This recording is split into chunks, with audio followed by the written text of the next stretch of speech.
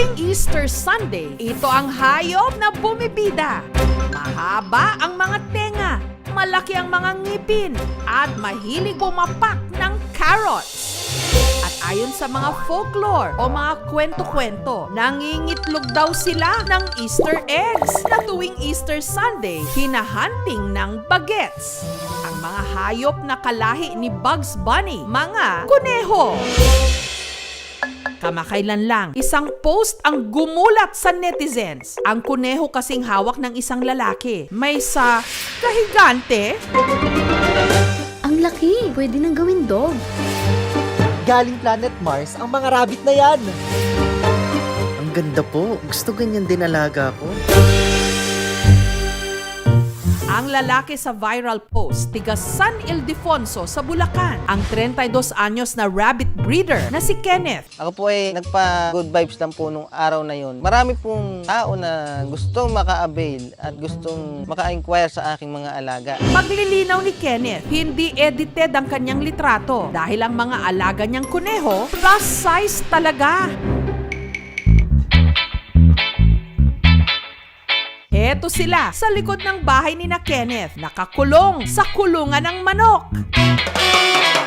Ang una ko pong alaga talaga ay mga manok na panabong. Gawa po ng pandemic, medyo humina po. Nung nagsimula po akong mag-alaga ng kuneho, noong bandang October 2020, nakuha ko po sa aking mga kaibigan ang dalawang breeder sa halagang 15,000. Sa mga alaga niyang kuneho, 6 ang may tuturing na giant, si Dizzy. Siya po ay kulay itim, 23 inches to 22 inches ang haba. Happy, Ang kanyang edad, nasa 8 months na din. Bella, Ang edad niya, 10 months. Spanky, Siya po ay kulay brown. Whitey, Siya po ay mahaba ng 24 inches to 23 inches. at ang kanyang pinakapaborito, si Gary. Kanyang paglalambing ay parang paglalambing ng isang aso. Oras na tawagin mo si Gary, ay lumalapit agad siya sa'yo. Kada isa, tumitimbang ng mula 2 to 4.5 kilos at humahaba ng 20 to 26 inches o hanggang 2 ruler. Meron din naman siyang mas maliliit na rabbit. Ang mga karne ng rabbit, ini-endorso ngayong meat alternative. Nakikita nila yung potential. Kasi nga, in 2019, yung nagkaroon tayo ng African Swine Fever, nagkaroon tayo ng kakulangan sa availability ng mga meat. Tayo lang naman dito sa Pilipinas siguro ang hindi ganong nasanay sa pagkain ng rabbit, but other countries, nakikita na rin nila yung potential ng rabbit meat as an alternative protein source. Yung rabbit meat, mas maliin siya, no? Ibig sabihin, mas mababa yung kanyang lamang taba at kolesterol kumpara sa ating mga chicken, pork, at beef. May mga matataas na vitamina at mineral na taglay yung rabbit meat.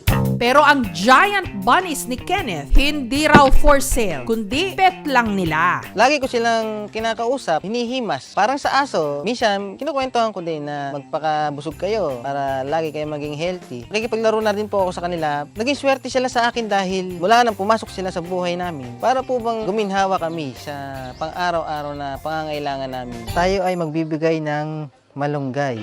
Low maintenance lang din daw ang mga ito. Pellets at damo lang ang kinakain, pero alaga sa vitamins. Ang ginagamit ko pong vitamins, dextrose powder lang para iwas stress at laban na rin sa init ng panahon.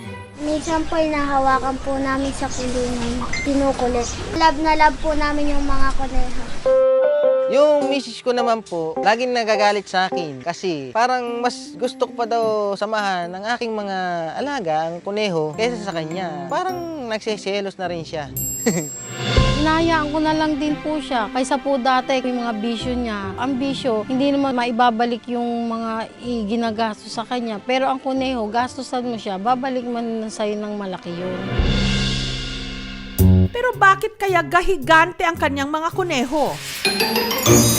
Breed daw kasi ito ng iba't ibang imported na klase ng kuneho, gaya ng Flemish Giant Rabbit, Californian, at American Blue na sadya raw malalaking bulas.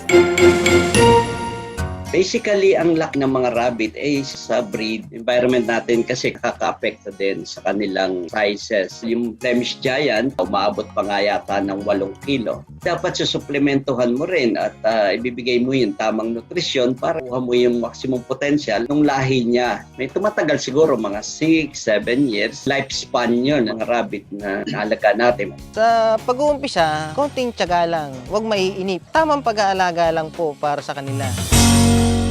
What's up, Doc? Sa cute na giant rabbits will definitely fall in love. Thank you for watching, mga kapuso. Kung nagustuhan niyo po ang videong ito, subscribe na sa GMA Public Affairs YouTube channel. And don't forget to hit the bell button for our latest updates.